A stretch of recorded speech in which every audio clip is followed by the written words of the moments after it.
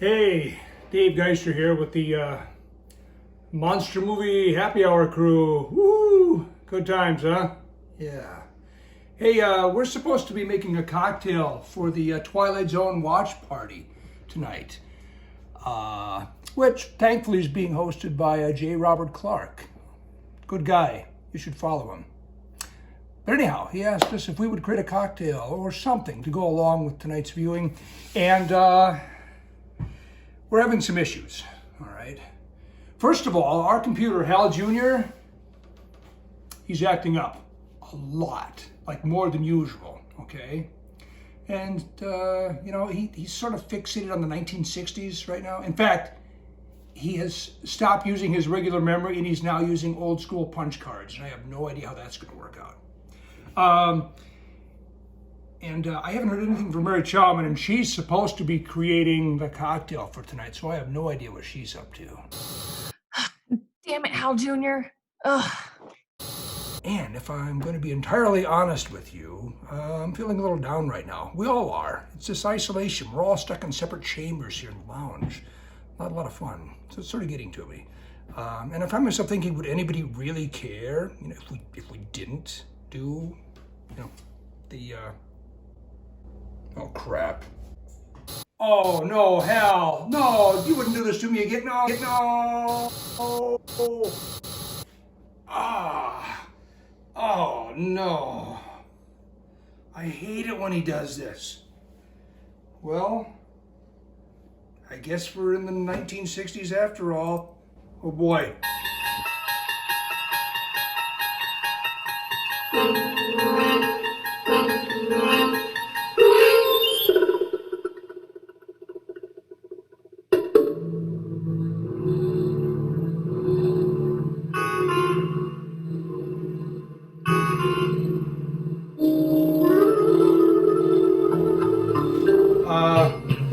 The classic drink, as far as I'm concerned, next to the martini would have to be the old-fashioned. Okay, I love an old-fashioned.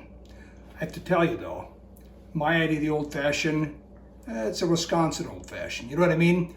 Brandy. Right there, brandy.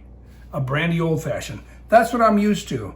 But that's not what we're doing tonight, because we're going for the classic 60s, early 60s old-fashioned. So I have to say sorry to my dear sweet sister-in-law, Deb Bauer, who lives in Bearable, Wisconsin. She's the queen of the brandy old-fashioned. Sorry, Deb. We're going with bourbon. That's right. Now, do you see something wrong with this picture? I do. We're almost out of bourbon. This isolation is going to kill us. If nothing else, we're going to run out of bourbon. But at any rate, there's enough here to get us through a couple of these drinks. We don't start with the bourbon. We start with a sugar cube. That's right. Classic old school sugar cube. So just drop it in your glass like so. And then bitters. We're going with some good old-fashioned Angostura bitters. And we're going to simply, according to the directions of the time, saturate the cube with the bitters. So much for dashes, huh? Look at there. All right. So, and then we're going to add just a few drops of water, like so. Everybody needs a muddler. If you're going to do this, you got to have a muddler. Trust me. Muddler into the glass, on top of the cube, crush and muddle.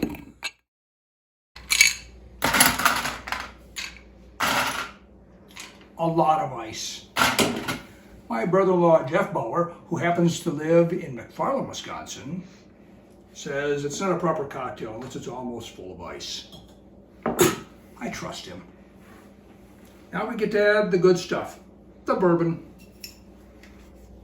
Now the jury's out as to just how much bourbon. I'm going with essentially 2 ounces. Just pour it over the ice. 1,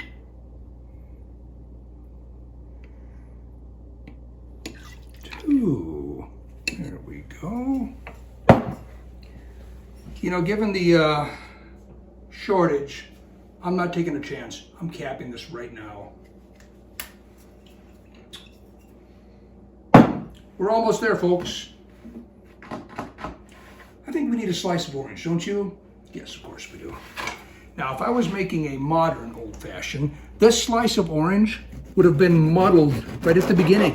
So you've got all that wonderful orange juice mixing with the bitters and the sugar, but it's 1960 and we're not sweet. So what we're gonna do, I'm gonna do a little bit of a twist here, get a little bit of the juice in, and then it becomes a very expensive garnish.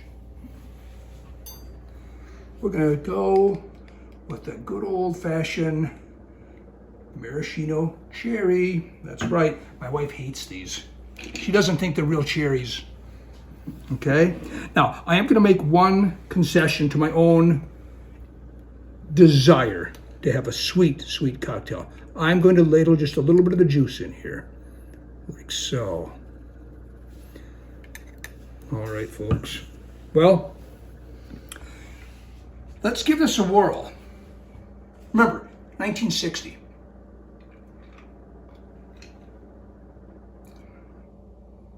That's pretty respectable.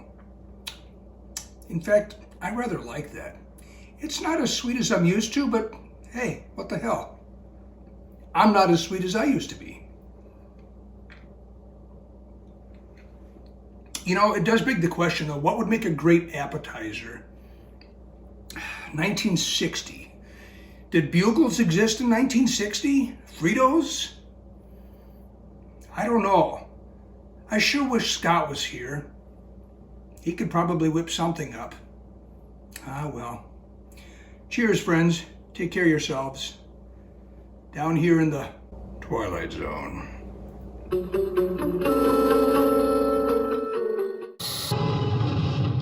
out! Don't bunch up! Spread out! You can take real pride in your dishes. Joy gets dishes more than clean. You get to see yourself shine. Get satisfying flavor so friendly to your taste. Buy Pell Mell Famous Cigarettes. Outstanding.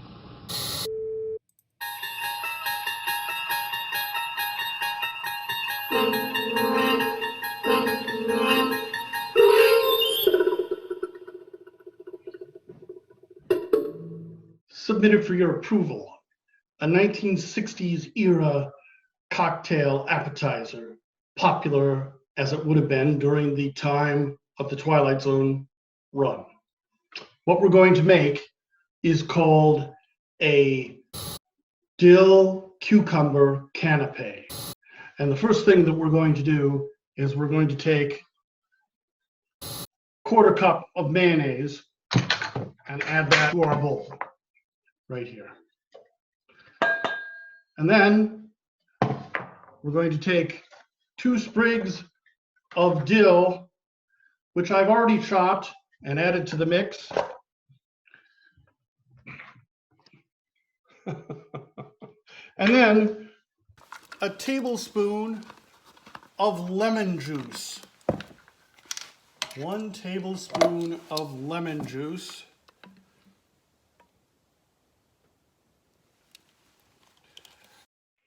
And following that, a teaspoon of minced garlic. Although in my case, I'm going to use garlic powder because it's what I've on hand, and that'll work. And then a half tablespoon, or I should say a half teaspoon each, of salt and pepper. Salt and pepper.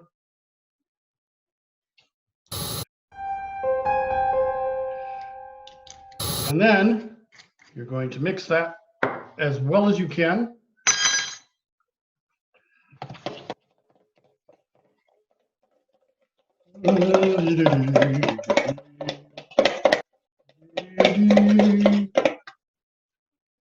Very good.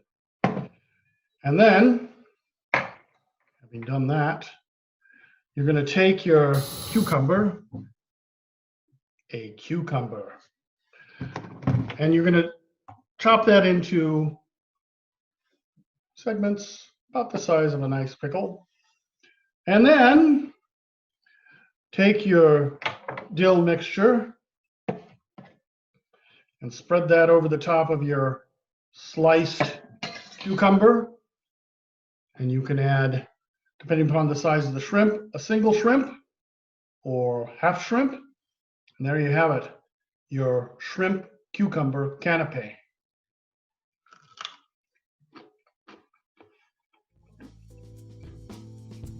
It's pretty good. I like it. I hope you do too.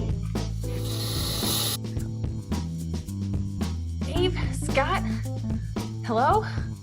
Can anyone hear me?